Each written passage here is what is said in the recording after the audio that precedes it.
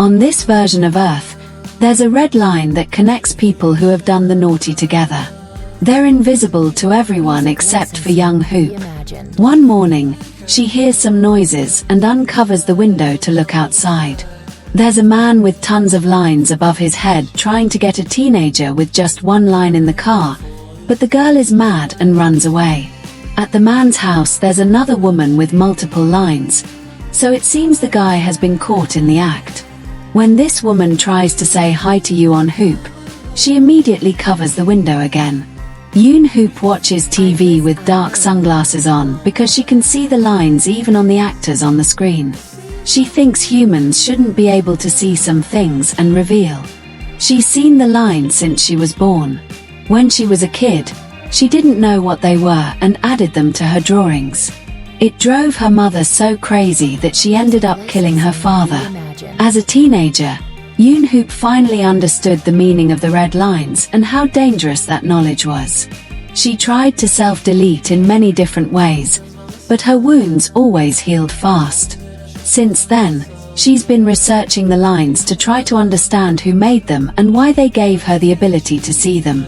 However, she keeps an introverted life inside an apartment with every window covered with cardboard. When a new neighbor rings the bell, "Bring a gift," Yoon Hoop doesn't answer and waits until the woman is gone to grab the bag.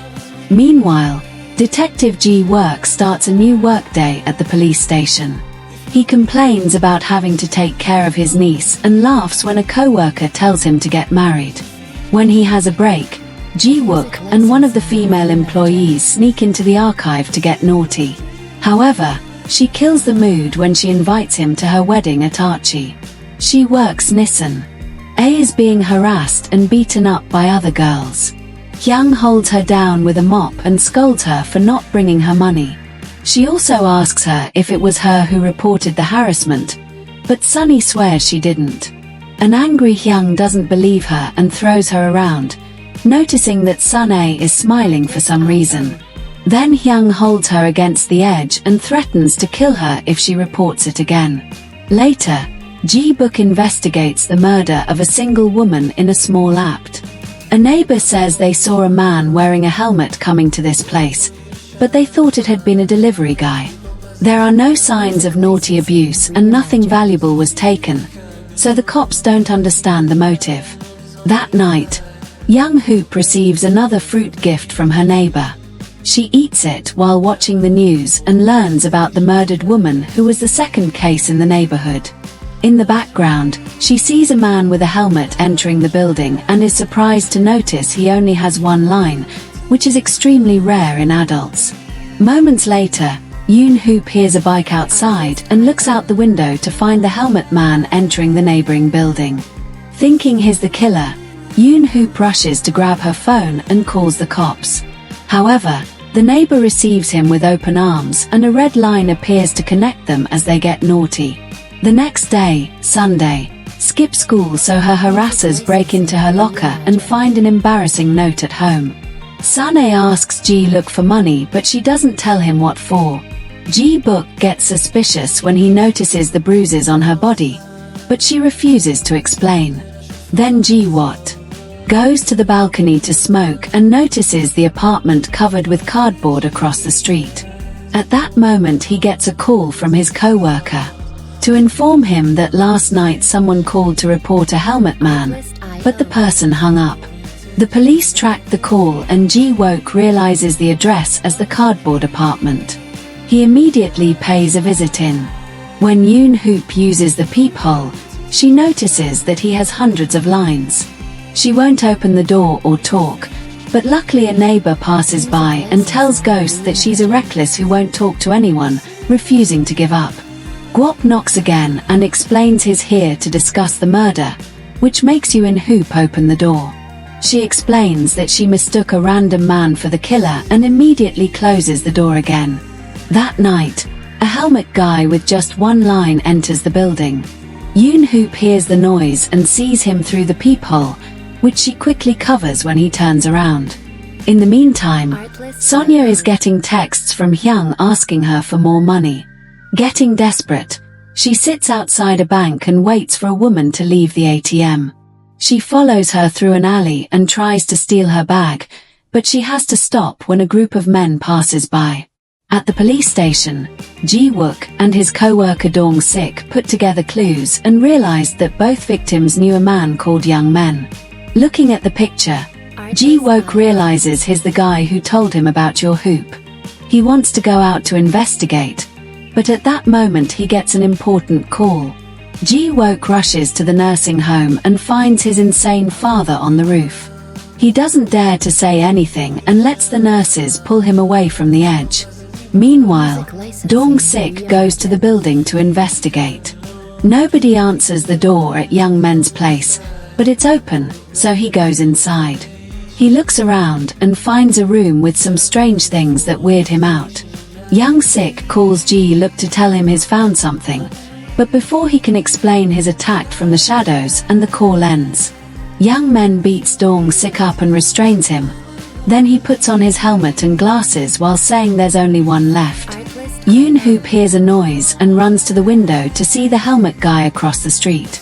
She tries calling the police, but her phone's battery is dead, noticing that the man is going to his lover's. Yoon-hoop grabs a knife and puts on her sunglasses before finally leaving the apartment. The process is terrifying, and her legs shake as she goes outside. The fear becomes so overwhelming that she passes out on the street and dreams about her mother. In the neighbor's place, Young Men takes off his helmet and looks at the lines above the woman's head.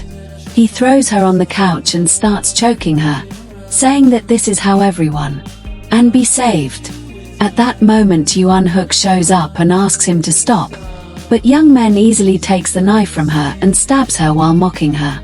Then he goes back to choking the woman, who hits him with a pillow and makes him drop his glasses. So he desperately looks for them. When Ji-wook comes home, he finds Yoon-hoop shades on the street, so he rushes into the building. Her apartment is open and Ji-wook finds her bored with all the investigation about the red lines. Then he hears a scream and looks out the window to see Young Men attacking the neighbor again. He pulls out his gun as Yoon-hoop crawls toward Young Men to stab him in the leg. Young Men takes the knife and is about to stab her back, but Ji-wook shoots him down from across the street as he dies. Young Men is happy to see the lines disappearing while the paramedics are taking care of Yoon-hoop. She remembers Young Men's last words before dying, in his desperation to find. The following day, a picture of Hae Young and Sung Jin starts circulating the school, and Jung Woo sees the line in a parking lot. The police have found Sung Jin's body. A letter says he self-deleted because his affair was exposed. But Ji-wook looks at the evidence and notices that the body was moved after death. Afterward, Ji-wook picks up Yoon-hoop at school to try to get more information. Yoon-hoop tells him to find the glasses, promises to explain everything if he does. In the afternoon, Jung Woo sees Byung-chul in the car, confirming that the trip was a lie. He follows him in a cab and finds him having dinner with a woman who is showering with gifts. Jung Woo calls him to make him leave the table, and while Byung-chul is distracted, Jung Woo walks by the table to look at the room key. Moments later at the hotel, Jung Woo pretends to be room service to make Byung-chul open the door. He pushes him against the wall to confront him about the affair, and Byung-chul agrees to end it, but he asked for some time to take care of things.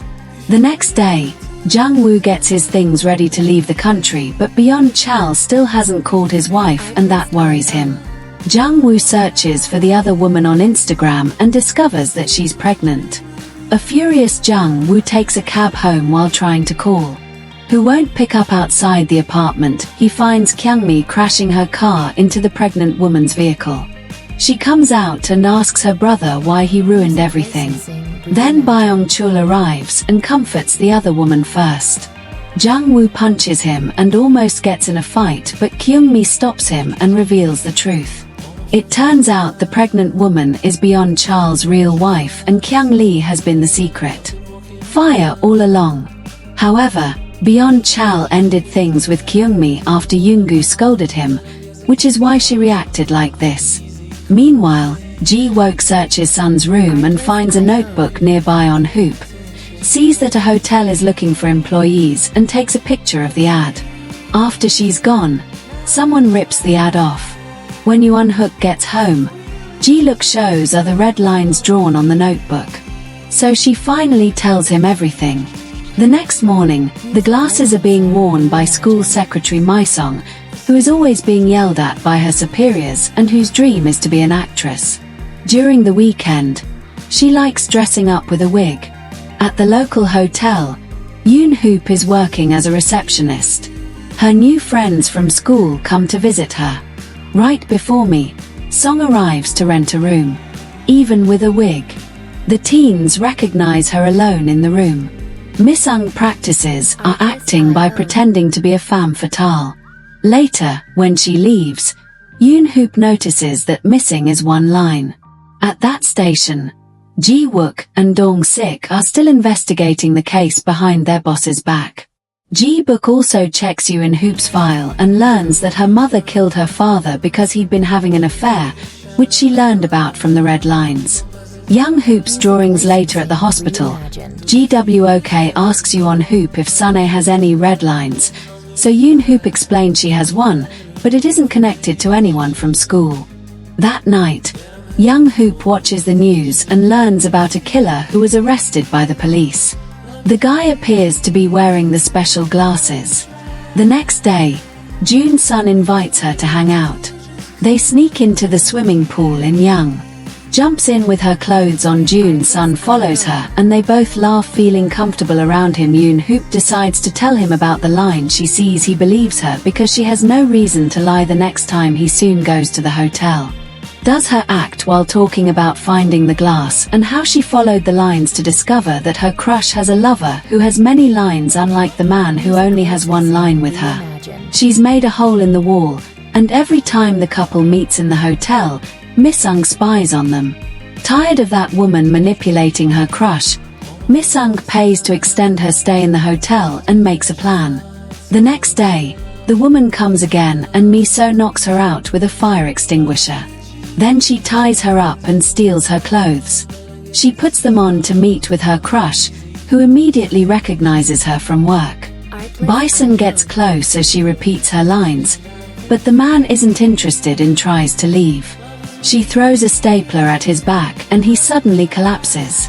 Mi-sung puts the body on the bed and kisses him while revealing that she put a sedative in his water. At that moment, his head starts bleeding. In Mi-sung realizes he's dying, so she climbs on top of him and pretends they're doing the naughty to fulfill her fantasy. He dies in his line, disappears while Masum reaches her peak.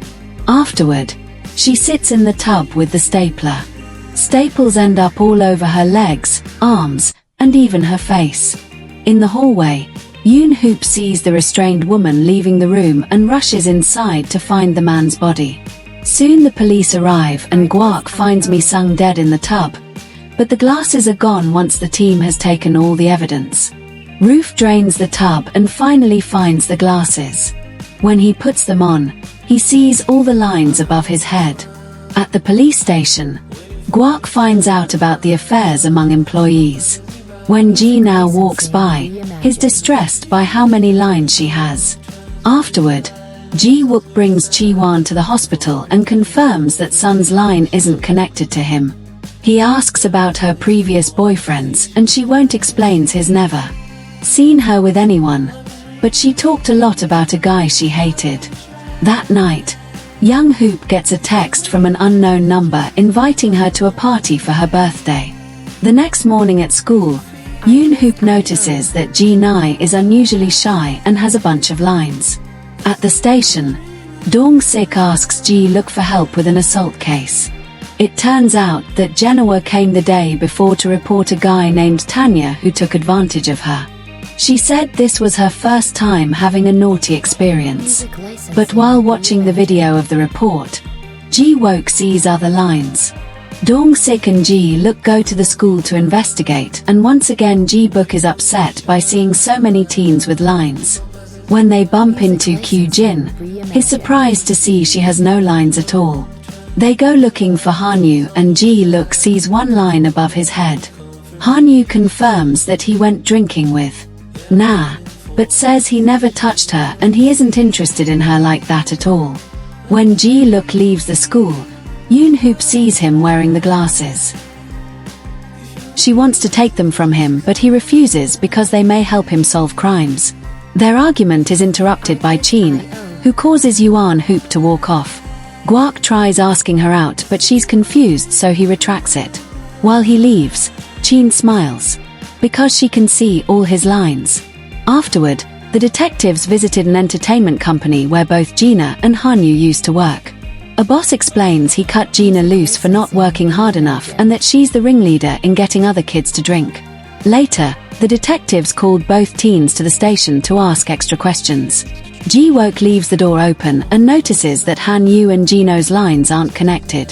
That night, Ji-book gives Yoon-hoop the picture of her mother that he found in her case file. He also explains how the glasses have helped an innocent man from going to jail. Yoon-hoop surprises him by telling him that Gina didn't have any lines until last week.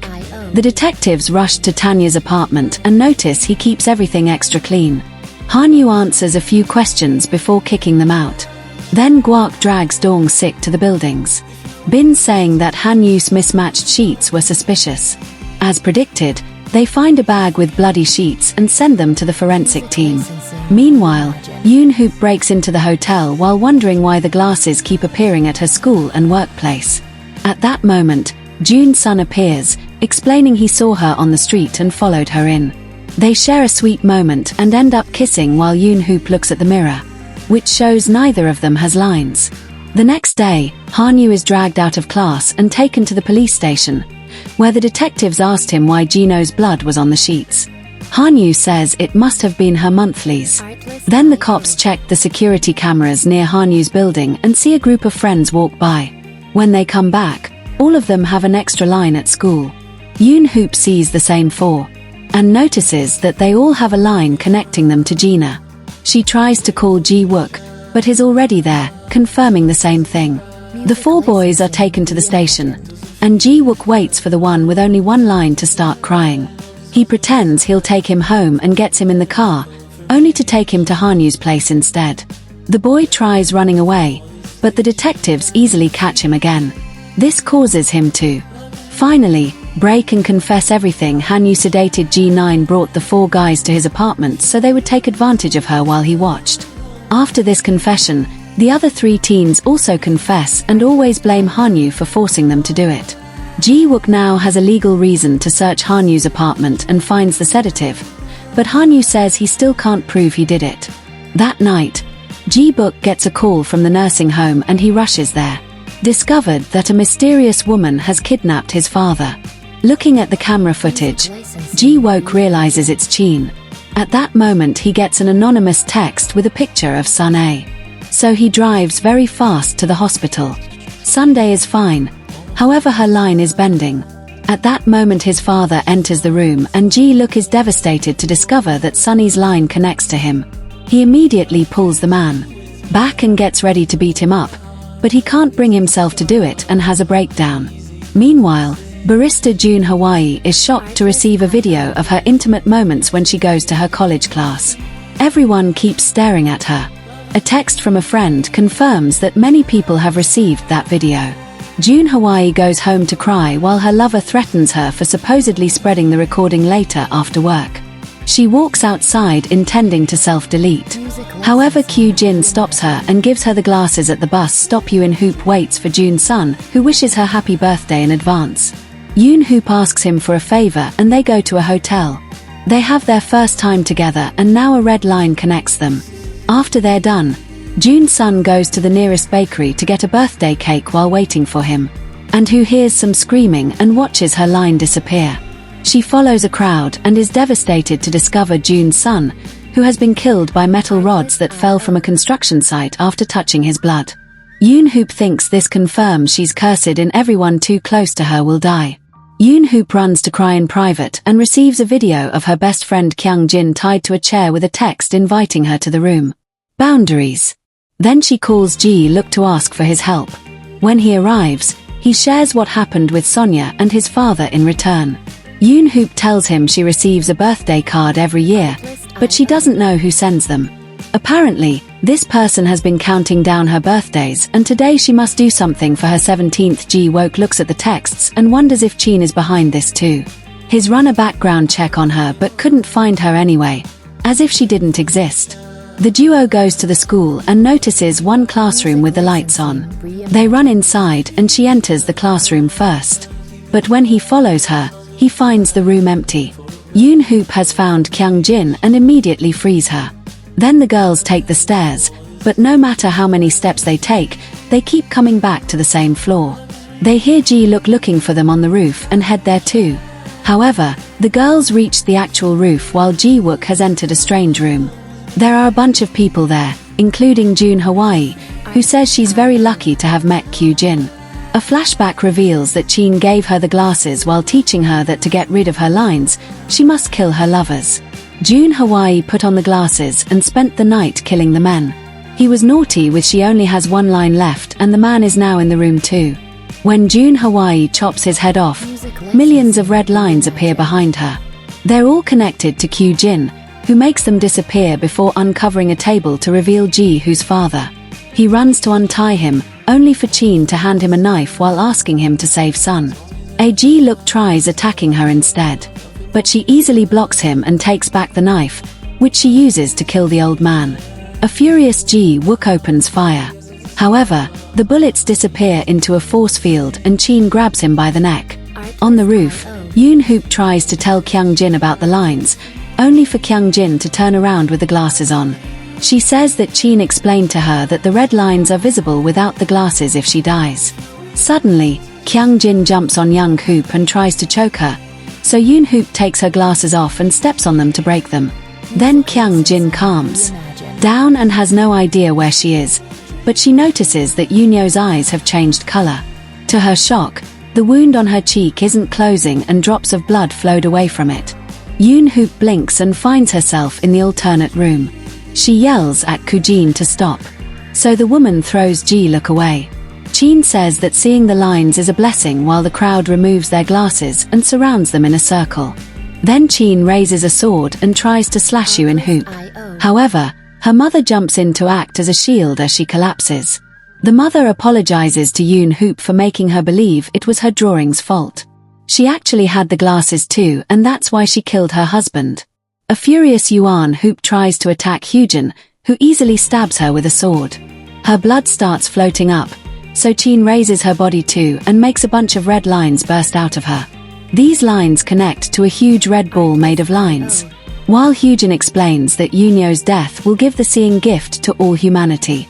Once the ball is big enough, Yoonyo collapses. Chin tries to control the which begins to glow until it explodes. The crowd gasps as the lines start covering the whole world. Yoon Hoop uses the distraction to Kujino's face and stab her chest. However, Kujin says it's too late before falling dead. Then the crowd snaps out of their trance, not understanding what is happening. Everyone screams and runs around in panic. They bump into Ji-wook and make him of his glasses. With another blink, Ji-wook, Yoon Hoop and Kyung Jin appear on the normal roof, but the ceiling is still red. On the streets, all the citizens are freaking out because everyone can see the lines now. Sometime later, everyone on the train is wearing shades to avoid seeing the lines, and Yoon Hoop finally feels normal. Suna has woken up from her coma without her line. Yoon Hoop visits June Sun's grave and hears someone calling her name. It turns out to be Kyu Jin. Make sure to subscribe and turn on notifications so you can watch more videos like this. Thanks for watching. As a light rushes through space, an alien flies at an incredible speed and eventually crashes on New Mexico. His body goes through a painful transformation to take on a human form before he goes wandering without any clothes on. He makes it to a garage and grabs a hose to drink some water, causing the owner to threaten him with his gun and call the police. When the cops arrive, they have to remove the hose from the alien's mouth and are shocked by how much he had inside. The alien uses some random English words to respond, and the cops take it as an insult, so they tase him down. Later at the police station, the alien answers questions with his mission number and saying he comes from space, so the cop thinks he's crazy. When she picks up a call, His alien hearing allows him to hear the other side and repeat it all. He also sees the name Faraday on the officer's patch and takes it as his own. The cop notices he has no fingerprints and wants to know who can pick him up, so he answers. Justin falls. Meanwhile, Justin is getting ready for work at a toxic waste disposal facility. She used to be a scientist, but now she needs the money to take care of her daughter Molly and her sick father Josiah, to the point she has to buy medicine from a dealer. One morning she gets a call from the police station and she rushes there. But she doesn't recognize Faraday. Suddenly, he starts quoting her scientific paper. Then he changes his voice to quote a man telling him to find Justin because she was the closest one to the truth. Justin ends up vouching for him, so the cop releases him and Faraday steals a phone on his way out. The officer then notices the handcuffs are bent. Moments later, Faraday finds a pawn shop, so he starts throwing up a bunch of gold. Things that he quickly sells. He also buys some electronics that he puts together to create a new device afterward. He uses this device while walking down the road, and when he sees some dark clouds, he remembers his home planet and some huge machines. At that moment, two robbers find him and start beating him up. Luckily, Justin passes by and stops to help, shooting her gun in the air to make the robbers back off. However, the gust of wind distracts her and the robbers jump on her. A fight ensues and the gun falls, so Faraday picks it up and starts shooting randomly, causing the robbers to run away. After giving Justin the gun, Faraday picks up his device, worried because it's now broken and he needs to receive a message. He offers Justin some money and she agrees to take him to the coordinates he keeps repeating during the trip. Faraday keeps dreaming of his home planet and his people. Eventually, they stop at a gas station and Faraday happily inserts his head inside a water container. There are horses nearby, and he's amazed to see them calm because on his planet, they're predators. The duo keeps going in. Faraday suddenly starts quoting Justin's father, making her believe he's mocking him. Sometime later, they stop at a diner and Justin teaches Faraday some manners while telling everyone else that he's on the spectrum, to avoid attention. Then, he writes a very advanced equation on a napkin and claims he was taught by a man called Thomas Newton, founder of World Enterprises.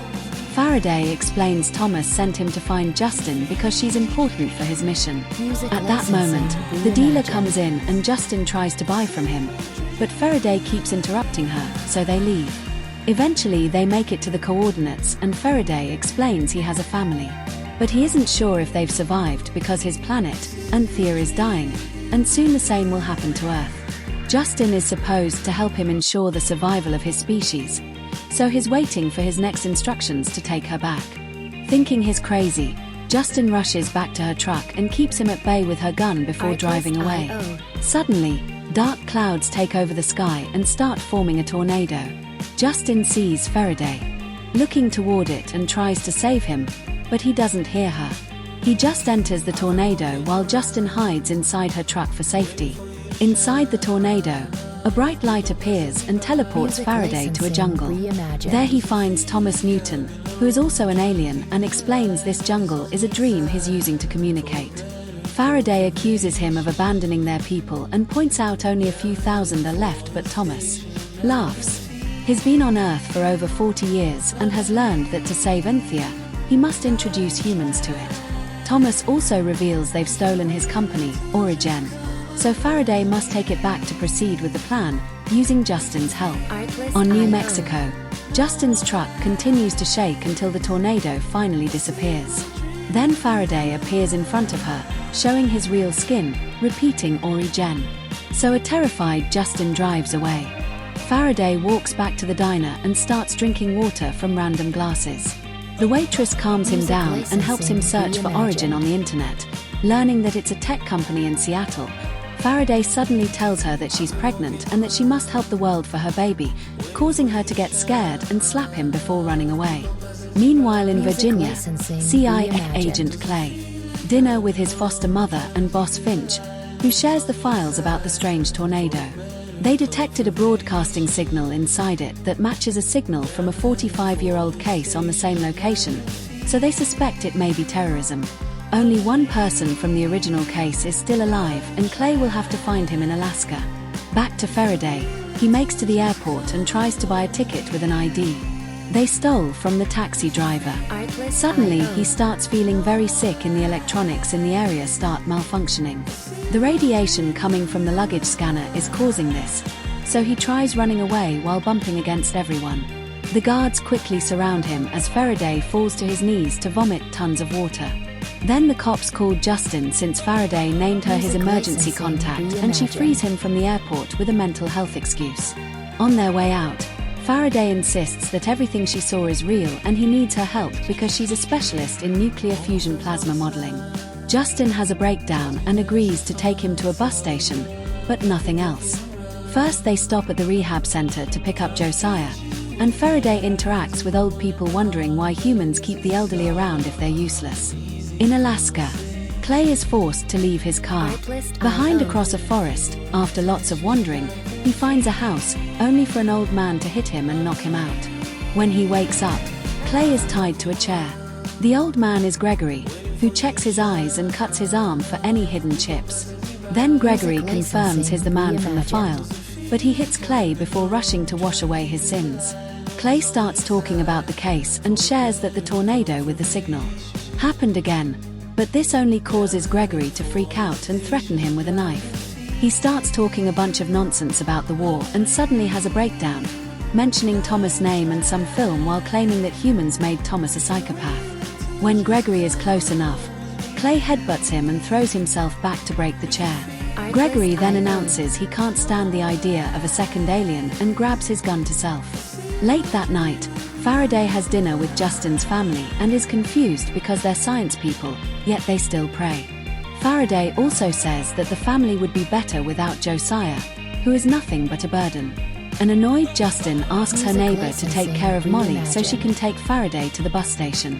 While she's away, Faraday finds a sleeping Josiah and grabs him by the neck, using some energy to make him convulse.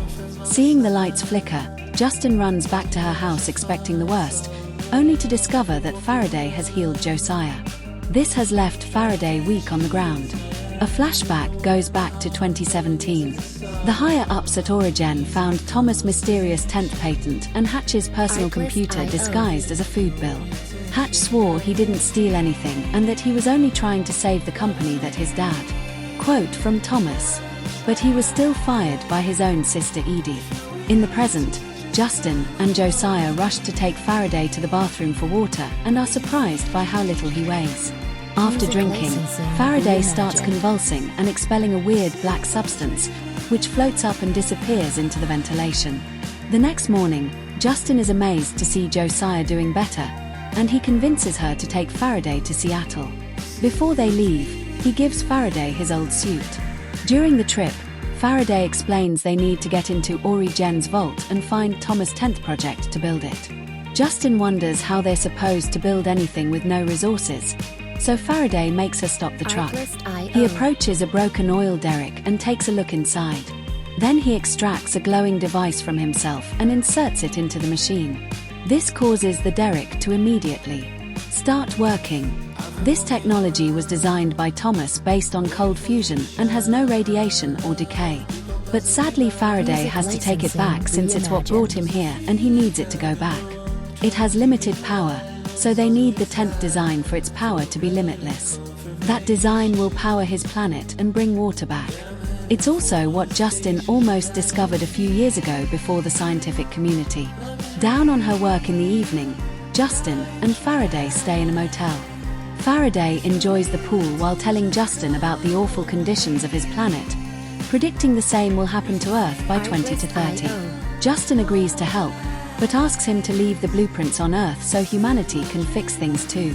In Alaska, Clay searches the house and finds an old projector plus a film hidden in the furniture. He watches it and notices a young Gregory. In 1984, they're recording something called Project Icarus, in which they're hurting a young Thomas to get the 10th design out of him. They left Thomas blind and removed his face trying to find his alien's parts. Afterward, Clay sets the house on fire and leaves with the film. When he returns to the USA, he tells Finch everything and convinces her to give him resources to go search for Thomas, who has been missing for years. Then he meets with Lisa, who intercepted the last signal. After they throw passive-aggressive comments at each other, he convinces her to join his team and asks her to start searching for Thomas.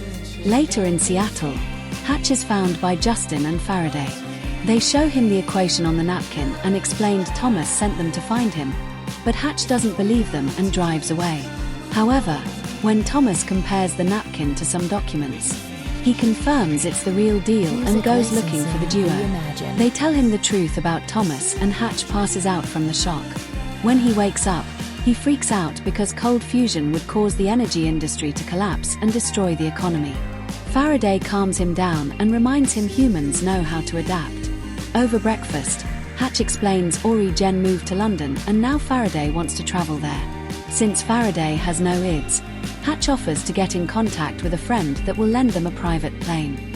Soon the trio is flying, but Justin and Hatch freak out when they see Faraday's face getting swollen. Hatch tells the stewardess that Faraday only has an allergy and keeps her away until they land. In London, the group attends a party where scientists present their latest projects for possible funding. They hope that if Faraday, his equation, they'll get access to Ori Jen. Hatch approaches Edie and tries to convince her to give Faraday a chance, but she won't unless her brother admits he stole from the company. When it's time for the presentations, Faraday interrupts another scientist to correct his mistakes. Everyone judges him until he announces he's brought cold fusion. The room falls silent while Faraday takes out his device and powers up the entire. Later, Justin finds herself sitting at the piano with her husband when he suddenly starts bleeding and losing his teeth. Then he starts vomiting and Justin freaks out only to wake from this nightmare. When she checks the news, she discovers Faraday has gone viral. Soon, lots of gifts start arriving to the hotel room from every tech company in the world.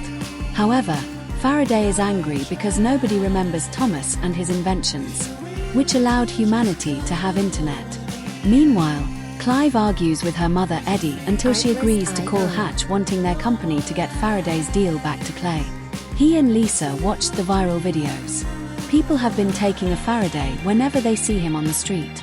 Lisa has also found the video of him vomiting in the airport and made the tech team check the power surge in London, confirming technology of that kind doesn't exist. On Earth, lastly, she discovered that Thomas used to have a companion called Mary. Clay immediately visits the rehab center she works at and pretends he needs help for his mother to meet Sister Mary after she gets his help with the cow giving birth. Mary admits she can tell Clay is lying, so he finally mentions Thomas. Taking this as a sign, Mary hugs Clay, but sadly she doesn't know where Thomas is. Then she proceeds to cover her. Begin with honey to attract the bees. Sometime later, Faraday's group arrives at Eddie's home. Hatch and Justin tried to do all the negotiation, but Eddie can't stop staring at Faraday and is suspicious. When Faraday asks about Thomas, Clive mentions he has some music Thomas left behind and Faraday wants to hear it in private.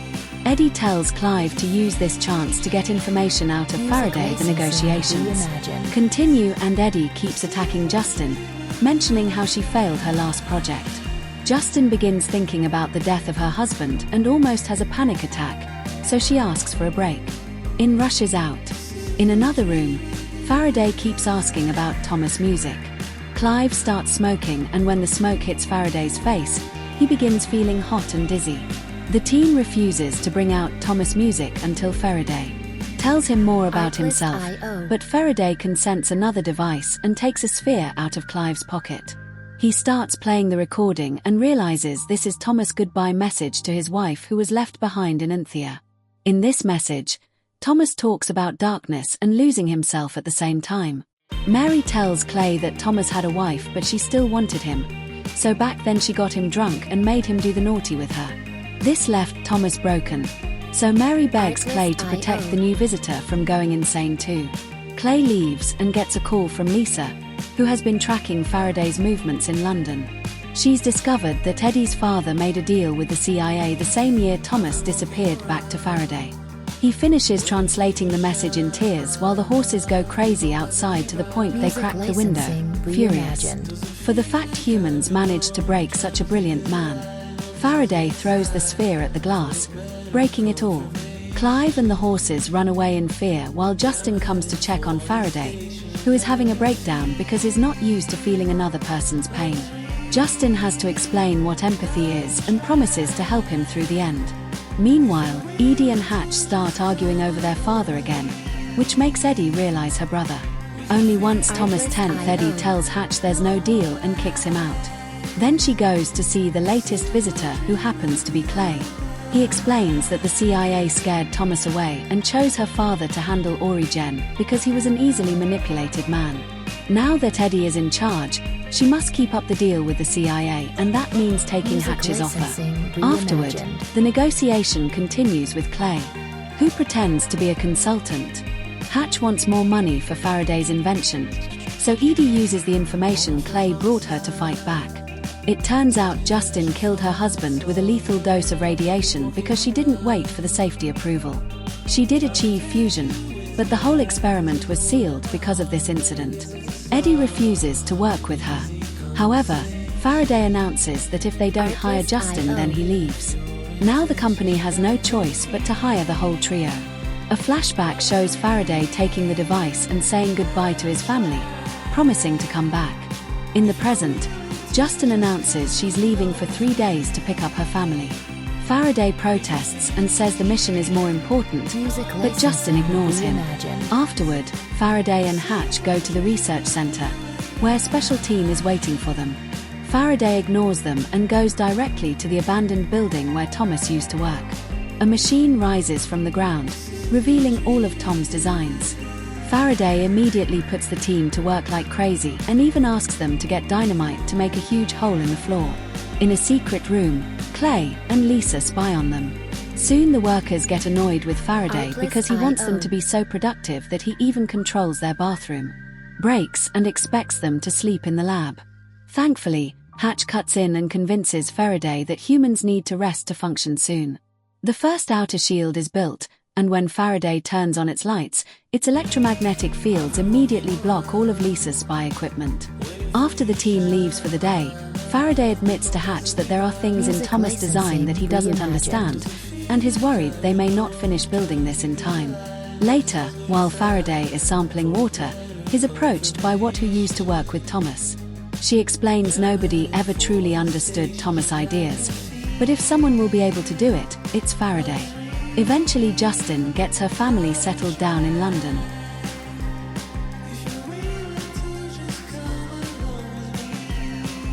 Josiah takes Molly for a walk and suddenly senses something that causes him to push the girl out of the way. To Marley's shock, 2 cars crashed where she was about to. Meanwhile, Hatch is doing an interview online and notices static taking over the screen. Sometimes Hatch runs to see Eddie and accuses her of bugging his office, so Clay cuts in and finally admits his CIA. He's told Eddie that Thomas and Faraday are aliens, and he theorizes that they've come to destroy humanity. The CIA's deal with the company is to let them work until they have enough evidence to arrest them. Clay also forbids Hatch from telling anyone about this, including Justin. At home, Faraday sees Molly playing with her toys without following the instructions and says she's going to fail. Molly gets upset. In a furious, Justin kicks Faraday out. Then Josiah reveals he's brought Justin's old research and convinces her to use it. As he wanders around, Faraday keeps thinking about the day he left his planet. Eventually, he finds what who admits that Thomas told her he was an alien, and guesses Faraday as one too. She takes him to a bar for a drink and shares all the things Thomas taught her. Years ago, Anthea and Earth collided in space, and each planet absorbed a part of the other. This is why Earth's core is too big, and why half of the Anthea population evolved into a new race by unleashing their inner humanity. Thomas understood this. Though Faraday wants to understand his design, he must become more human too. Afterward, Faraday takes Watt to the lab and gets scared when black smoke suddenly bursts through the door. But it's just visions caused by the alcohol. Watt wants Faraday to learn human emotions and tries destroying the shell, causing Faraday to push her away. She's glad to see him angry and keeps taunting him as she slaps him. So Faraday throws her against a machine. Watt just laughs and keeps breaking things, which allows Lisa to regain access to the cameras. Faraday starts losing it and throws one on the ground, ready to beat her up. However, he sees his own reflection and realizes she isn't real. He's been drunk all along. The memory of leaving his planet returns, and he realizes that what he saw out there matches the equation by putting the transparent boards together. Faraday finally understands Thomas' diagram. The next morning, Faraday goes to see Justin to drop the big news. In return, Justin reveals her research may be the fuel they need for the machine. Then Faraday apologizes to Molly and learns that sometimes it's fine to start building things without a goal in mind. A few weeks later, Faraday returns to the lab and records a message for his wife explaining the wonders of human emotion. He's been conducting many experiments to learn to think like them, and he's amazed by the fact they can have choices because on his planet people are stuck on the role they're born into without the chance of having preferences. Faraday is amazed by many things, from the little rituals humans have like dinner and praying to the 1,000 types of coffee. He loves feeling humans' joy and wishes he could share that with his own family, even if the price is also feeling things like shame and grief. Faraday is also worried about Josiah, who sometimes walks away in a dazed state before improvising something like dancing in the living room. Justin continues working with the team to finish her old research, keeping their mood up whenever they feel their goal is impossible. Meanwhile, Finch comes to London to explain that the higher-ups want Clay out because there's been no results, but Clay convinces her. Charity is almost done, and he gets one more week. Afterward, he meets with Lisa, who has discovered the tornado was artificially created and its signal came from Southeast Asia. She's also found the flight attendant from Faraday's private flight. After Clay leaves, Lisa makes a call to announce there's a problem. In the meantime, Edie visits Hatch and explains she wants to sell Origen to an oil magnate named Thorne because he's the only one with the power to protect them from the CIA. Later, while Josiah is taking Molly to school, he suddenly enters a music shop and starts playing the guitar, even though he doesn't know how. When a string breaks, he passes out. At the hospital, the doctors tells Justin that Josiah had a small stroke, but he's fine. He's in fact so healthy that the doctors would like to study him, but Justin refuses and takes him away. At the lab, Faraday is frustrated because they still can't finish the machine and throws things to the ground in a tantrum. At that moment, Justin arrives and kicks the team out before demanding an explanation. Faraday confesses that he shared his DNA with Josiah and it's now rewriting his genetic code, but he doesn't know what the final result will be. Hatch hears their argument and announces he knows a doctor they can trust. Then he goes to see his Teddy and apologizes for disappearing for years before sharing Josiah's file. Teddy is shocked by a sickness disappearing and agrees to help. At the park, Clay approaches the flight attendant and shows her his badge, threatening her with horrible things until she talks. She explains that Faraday asked if the cabin was pressurized and the effect it had on his skin. Clay uses this information to narrow the search for Thomas. At home, Josiah feels Faraday's frustration and goes for a walk, finding a wasp nest under a bridge and almost causing a traffic accident. Justin is immediately called, and when she returns home she finds Josiah writing complex equations on the wall while mumbling to himself. Teddy comes to check on him and confirms Josiah has a perfectly healthy body, so his issues are mental. Soon Faraday also comes and tries to take the pages Josiah wrote, causing him to get violent. Justin kicks him out, blaming him for changing her father. Later, Faraday reads The Little Prince and realizes it's all been a problem of perspective. He and Josiah have been reacting to the machine in different ways. He runs back to the house and explains that Josiah translated Justin's equation into sound frequencies like B's use and wrote a song with it. They had thought that they needed a supercomputer. You understand Thomas' work, but it turns out that supercomputer is jazz. Josiah is taken to the lab and given a piano, which he placed to make the machine work. Faraday joins him when it looks like they're about to lose the right frequency. And by fixing the tempo, the machine finally powers up. Soon all the buildings in the area are glowing too. In the evening, Lisa finds Teddy and quickly brings him down to steal Josiah's medical files. Then she reports to Clay saying that by following Josiah's health needs, she's narrowed down Thomas' location to Cambodia, where the drones have found an underground cement bunker in the middle of the jungle. Afterward, Clay confronts Hatch and says he has proof he tried stealing the patent years ago to blackmail him. The next day, Clay gives Finch an update and she forbids him from going to Cambodia because he doesn't have enough proof. However, he tells Lisa he got permission and they sent a team anyway. Soldiers entered the building and find it empty except for a bunch of plants. Suddenly, they hear screeching and the plants wake up to release a toxic dust that quickly kills the whole team by making their heads explode. The terrified soldiers opened fire before dying, causing a small explosion. Lisa finds power lines laid out of the bunker and starts tracking their destination. Meanwhile, Hatch and Eddie go to the oil company to try to get a deal for Origen, using the fact oil won't be useful anymore as a good reason to invest in them. At home, Josiah reveals his getting back old memories but slowly forgetting feelings. He asked to be taken to the lab so he can keep on helping. He also notices that his fingerprints and his accent are disappearing. It's clear that he's becoming a new type of Anthian. Later, Justin and Hatch have a meeting with Eddie and her team, who don't want to launch the machine yet. Justin makes Clay some question and suspects he isn't a scientist, so Eddie cancels the meeting. Clay gets a call from Finch who scolds him because he's gotten them in trouble with a foreign government and now the CIA committee wants to interrogate him so he must return to Washington. Justin runs to warn Faraday that the government may be onto them, takes her father away. Then Faraday blocks Lisa's cameras and contacts Thomas, who is angry because the CIA has found his bunker. Faraday yells back at him, furious because Thomas didn't leave better instructions as guidance. Thomas is happy that Faraday has learned to have emotions and tells him now he needs to learn to lie. He regrets staying hidden, so he advises Faraday to become a legend because name can't be killed. After the transmission ends, Faraday sees Lisa entering the lab and she pretends she's security just checking on him. Next, Faraday goes home and tells Justin that they need to go public about their experiment because the CIA loves silence. Sometime later, Justin and Faraday meet with Hatch's journalist friend. Faraday shares a fake backstory to pretend he's human and tells the journalist about a new energy course that the CIA is trying to hide.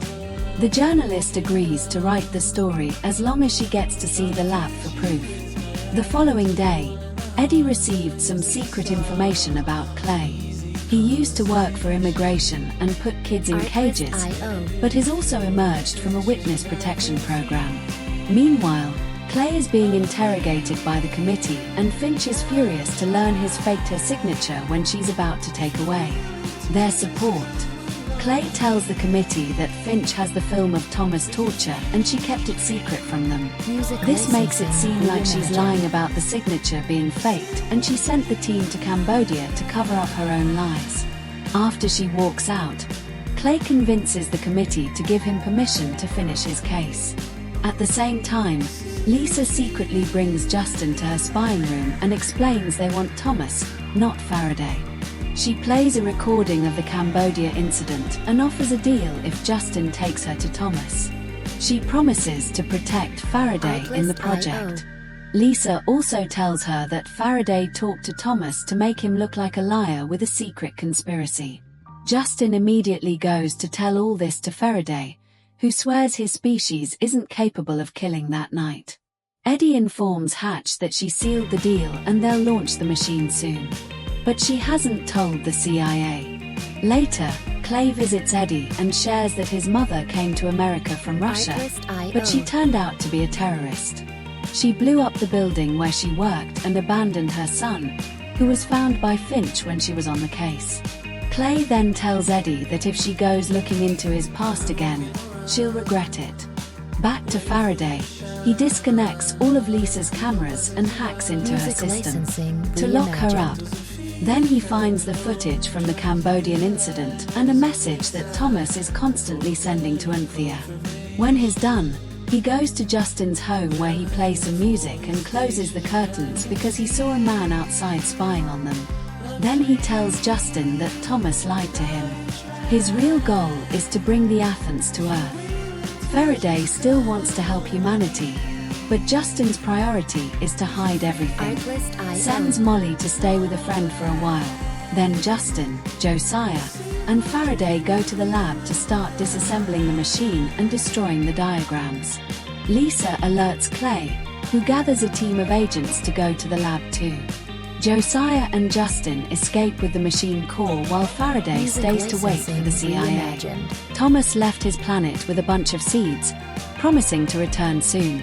In the present, Thomas explains he planted all the seeds in the cave in exchange for shelter and learning to pray.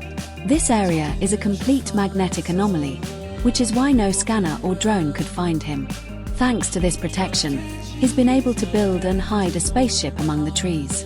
Faraday notices the ship isn't enough for all the remaining Athens, and Thomas admits he only planned to bring the better class, even though they destroyed Anthea in the first place. This also means they would make humans their new servants. Thomas insists merging both races as their only chance to survive. Yet Justin is against it. She altered the course algorithm before they left the lab and is asked to activate it, but she furiously walks away. Meanwhile, Finch and Lisa close the case with their boss, who reads on the report that Clay self-deleted.